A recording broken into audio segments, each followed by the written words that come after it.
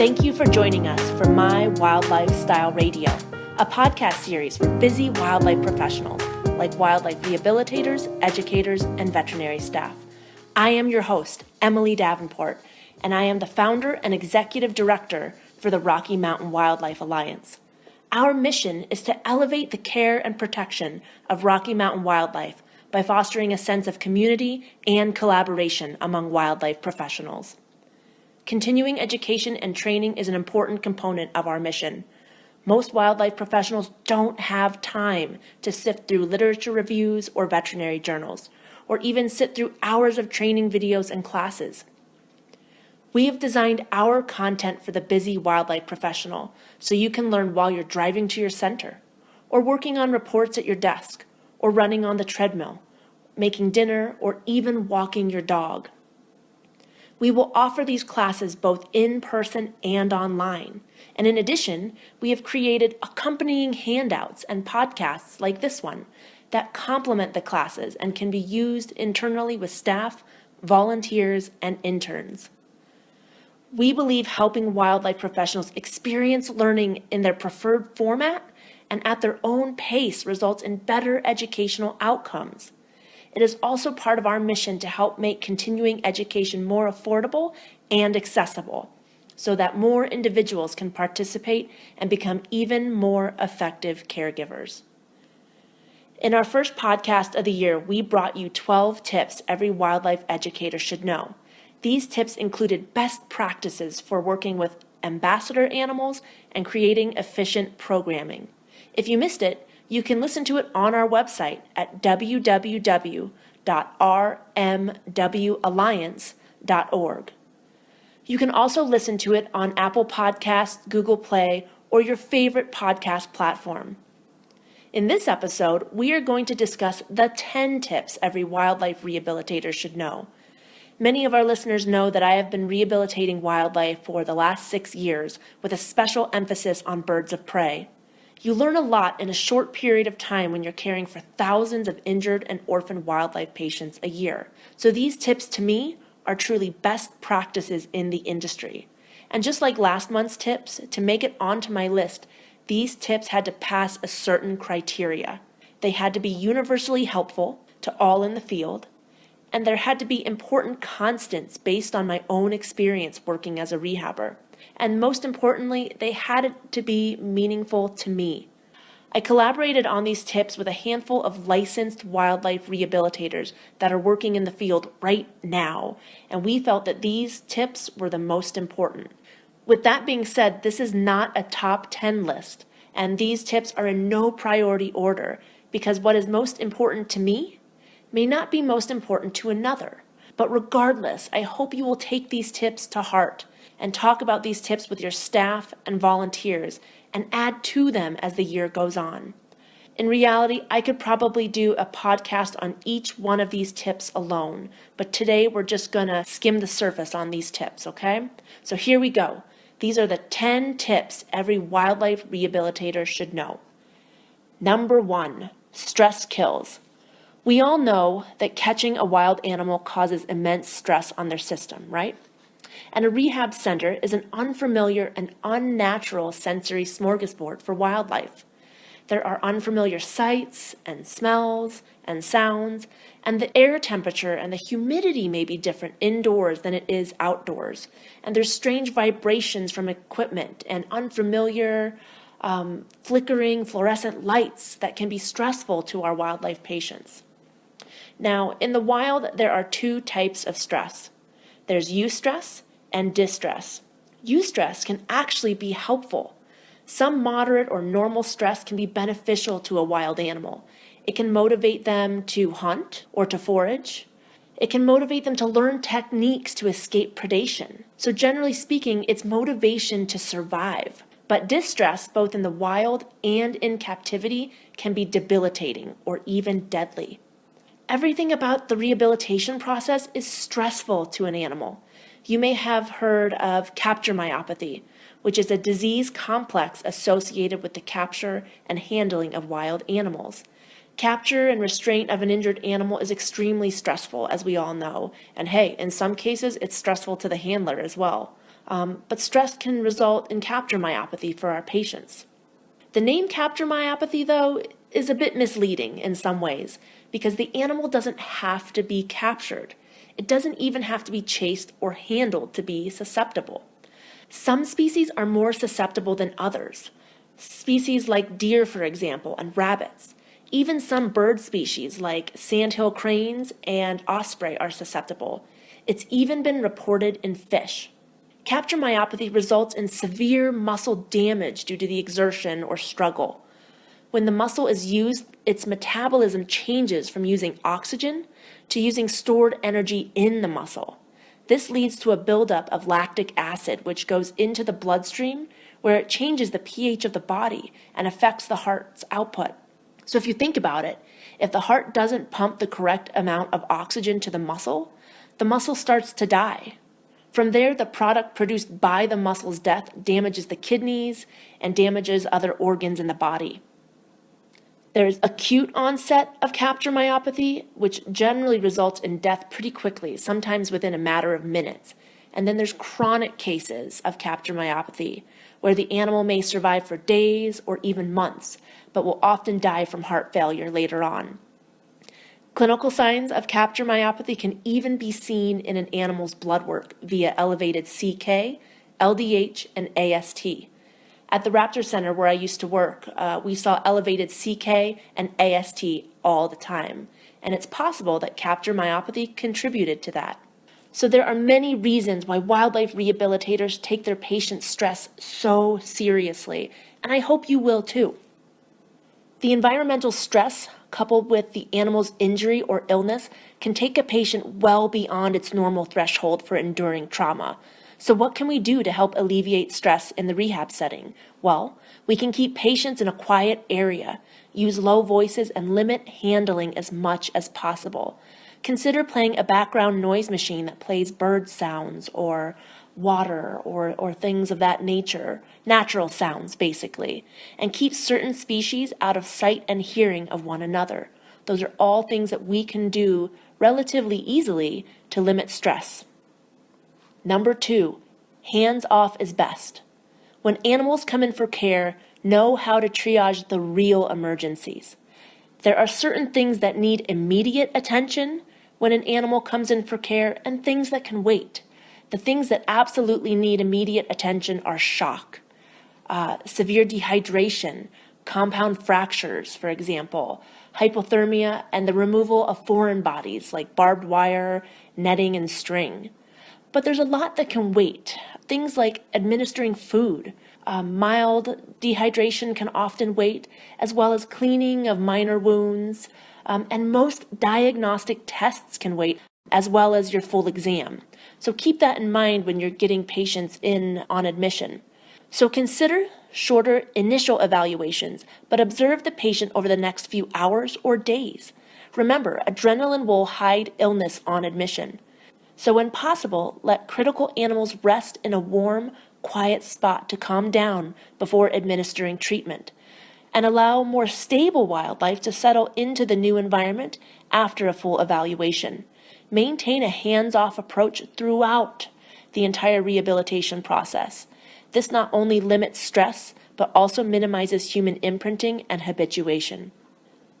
Number 3, provide all 4 basic needs. You may have heard of similar philosophies such as the 5 freedoms or the 5 domains. They are also very valuable and worth reading up on if you haven't already.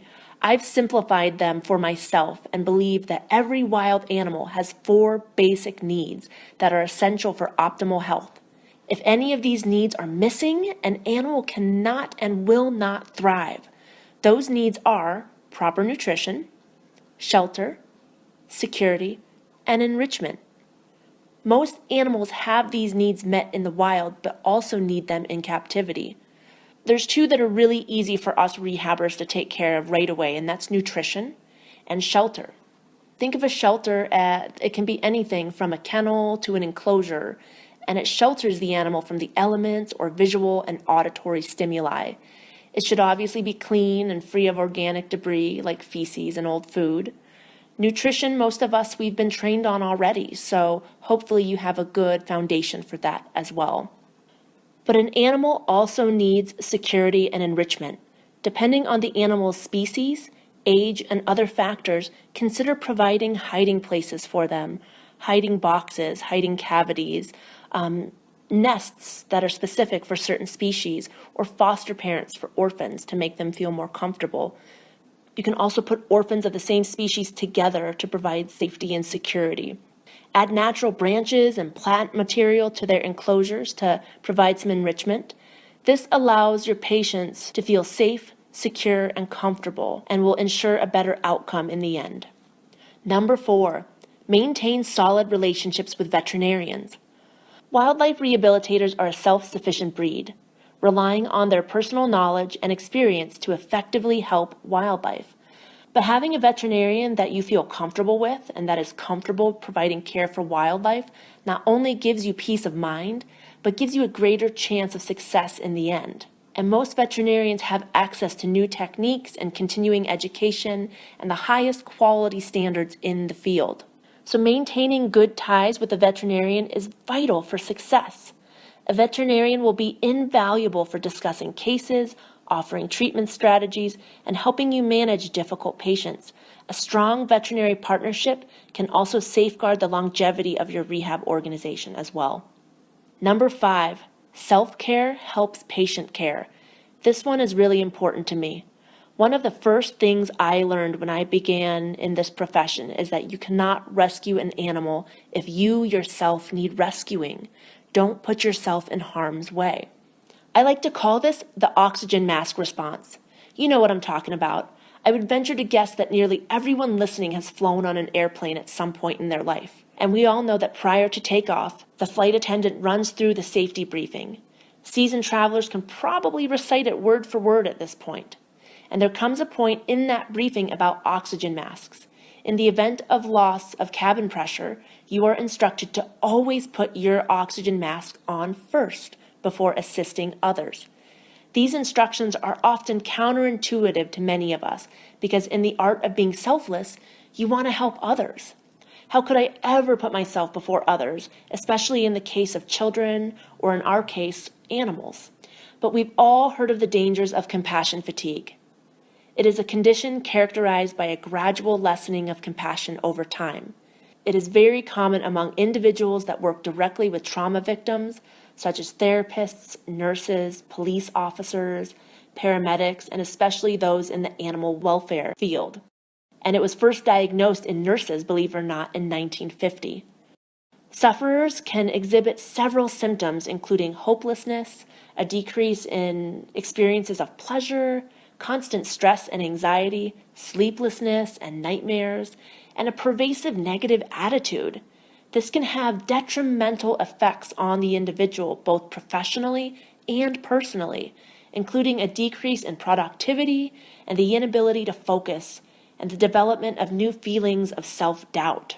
But it's important to recognize that compassion fatigue symptoms are normal displays of chronic stress, and it generally results from the caregiving work that we do.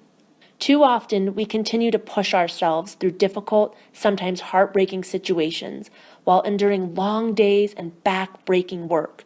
We are driven to save animals and alleviate their suffering, but we must know our own limits. To avoid compassion fatigue or at least lessen it, don't take on more animals than you can handle. Ask for help and make sure you are giving yourself enough downtime and learn to say no. You will be able to save more lives overall when you take care of yourself first. Remember, put your oxygen mask on first. Number 6, wildlife rehabilitators come in all sizes. While large rehab centers are often the face of the industry, especially with their ability to care for hundreds, sometimes thousands of animals, and then home-based rehabbers provide an equally valuable type of care. Their smaller operation often specializes in 1 or 2 species and can provide around-the-clock care. There's no right way to rehabilitate animals. In fact, we believe the ideal wildlife rehabilitation model would be for larger centers and home-based rehabbers to work frequently together and collaborate and cross-refer more often. I have seen this work on a number of occasions here in Colorado. I feel very lucky to have a great system of support where rehabilitators large and small work together to maximize their impact for wildlife. We have small home-based rehabbers that specialize in hummingbirds, for example, and many of the larger centers will transfer the hummingbirds to her because they need that specialized, time-intensive feedings, and a small home-based rehabber can give that to them. We also know small rehabbers in the area that specialize on raccoons that still have their eyes closed, for example. They can give them the time that they need, the specialized care that they need, and then once their eyes are open and they need a larger area to roam, they can then transfer them to larger centers. So this works both ways. And really, it's a win-win for the large rehabber, the small rehabber, and the wildlife in care. Number 7, let the public help you to help wildlife. We enter this field because we love animals, but we also quickly learn there's a significant human component to what we do. We deal with people who are highly emotional about finding injured or orphaned animals. We deal with conflicts between wildlife and humans. We deal with well-intentioned people who don't always make the best choices for wildlife they encounter. While communicating effectively with the public can help, it can be a challenge. So knowing how to calm them and educate them is very important. There's one great resource that I can give to you today. There's a book called Answering the Call of the Wild by Aaron Luther from the Toronto Wildlife Center. It's an excellent resource that kind of walks you through a variety of scenarios and really helps to provide the foundation for training for dealing with the public and human-wildlife conflicts. I mean, let's face it, dealing with the public can be stressful, but it's important to first and foremost calm the caller down and be nice. It's really important to make sure you show empathy over the phone. You can encourage cooperation and resolve problems by just being receptive and taking away any threatening elements of the situation and presenting a visible solution. That's always important. Get good information from the people you interact with. Make sure you're asking enough good questions so that you can actually help in a situation. Also confirm what the person is reporting. Are they truly interpreting the situation correctly? So confirm the species and the circumstances. Ask questions like, is it an orphan? Or is it a sick or injured animal? And in the event of a nuisance wildlife problem, try and eliminate the problem, not the animal. Most animal problems are really people problems, right? And our interactions with the public can have lifelong impacts on helping with wildlife. Number 8, release should be about the wildlife. I know that's common sense, but releasing an animal back into the wild is one of the most stressful components of wildlife rehabilitation, both for the rehabilitator and the animal. Think of how much time, energy, and effort goes into preparing an animal for release. An animal may be in rehab for weeks and sometimes months, and we spend so much time focusing on their care and preparing them for release. I would really like us to also spend that same energy on the release itself. We have to make sure that the animal has recovered from their primary injury or illness, and we have to make sure they have a positive health screening before they go back out into the wild. We want zero exposure, no infectious diseases or parasites going back out into the wild. We also want to make sure they're in top physical condition. But then there's other things that are outside of our control, such as weather. We have to take weather into consideration during release. And then the release site location itself. And then the season or the time of year might play a role in when we release an animal, as well as the behavior and psychological fitness of an animal. Also, do they have the proper food recognition or hunting skills that they need? What about foraging skills? Do they have predator recognition and avoidance techniques? Including that of human interaction. So there's so much that really we need to think about release as well. And when we're preparing an animal for release, we have to remember it must be captured, it has to be handled and evaluated again, and then it has to be transported to the release site. So your team should take every precaution to ensure that animal's best chance for survival. Working with your local fish and game, is also a great idea to make sure you are picking a great location, time of year, and that they also feel comfortable with the way you're moving. Your team should take every precaution to ensure the animal's best chance for survival. You also have to consider how many of one type of species you plan to release at one time. Overloading the ecosystem can have a very negative impact, as we all know. And always release an animal into a suitable habitat, away from roads or other dangers. Make sure you release into an area where the animal was found to minimize the risk of spreading disease. And also consider the time of day. If an animal is nocturnal, a daytime release is likely not what's best for its survival, despite the positive publicity the event could generate for you. Lastly, consider the physical method of release. For example, we believe there are far more humane ways to releasing raptors and other large birds than just tossing them into the air. So think about all the different components that go into the release itself, and keep the wildlife in mind. It's all about the wildlife. I really could do a podcast alone on release criteria. It's such an important topic. Number 9, create a support system. This one's really important to me too, because I have spent the last year surrounding myself with a positive network of people that lift me up and enhance what we are doing here at the Rocky Mountain Wildlife Alliance, and I couldn't have done it without them. So make sure you surround yourself with a positive network of friends and family and other professionals who support you and your mission. That's so important to success.